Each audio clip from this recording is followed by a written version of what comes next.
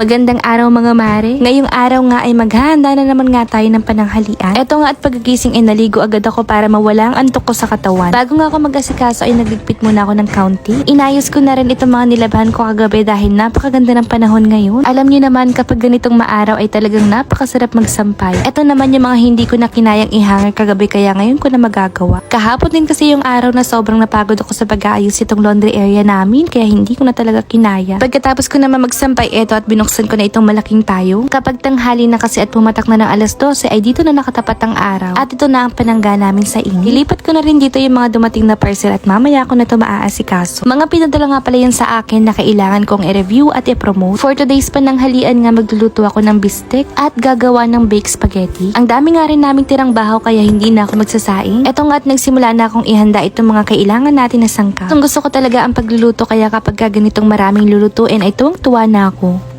Para sa bistek, piprituhin lang natin itong puting sibuyas. Hala, ito yung ipang toppings natin sa bistek. Saglit ko lang to prinito para hindi lumambot kasi mas maganda kung medyo crunchy ito. Noong nakaraang namalengke kami, kinagabihan nun ay minarinate ko na din itong mga baka. Kapag nagmamarinate naman ako nito, hindi na ako nagsusukat at ganito yung ginagawa ko. Pinaghahalo ko na sa isang bowl ang toyo, kalamansi, paminta at bawang. Hindi ko direktang hinahalo sa karne para matansya ko yung lasa. Kapag nakuha ko na yung timpla na gusto ko ito at ihalo ko naman na sa karne. Lampas isang araw na nga itong nakamarinate kaya sigurado akong malasa na ito. Simple lang naman ang pagluluto nitong bistek at kahit hindi ka marunong ay siguradong madali mong matututunan. Pinrito ko muna ang mga karne pagkatapos inagisa naman ako ng bawang at sibuyas. Ibabalik lang ulit natin yung mga prinitong karne para magisa naman ito sa bawang at sibuyas. At saka naman natin ito papalambutin gamit yung pinagbabaran o yung marinate. Naglagay rin ako ng counting tubig pampalambot naman itong karne. Papakuluan na lang natin yan hanggang sa lumambot at meron na tayong bistek. Kabi-kabilaan itong mga niluluto ko dahil magpa-Father's Day ng mga araw na to. Pag ganitong may mga okasyon, mas gusto ko nagluluto na lang dito sa bahay. Nakakapagod man pero worth it naman. Anyway, malapit na nga palang maluto ang bistek natin kaya naman magsasangag naman ako ng kanin. Simpleng sinangag lang ito at magagarlic fried rice lang tayo.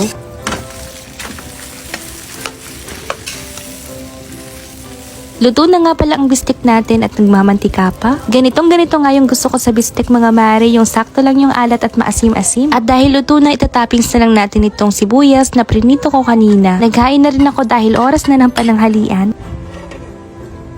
May nabili nga rin pala akong lemon nung nakaraang namalengke kami kaya gumawa na rin ako ng lemon juice. Honey at lemon nga lang pala ito at naglagay lang ako ng counting mainit na tubig.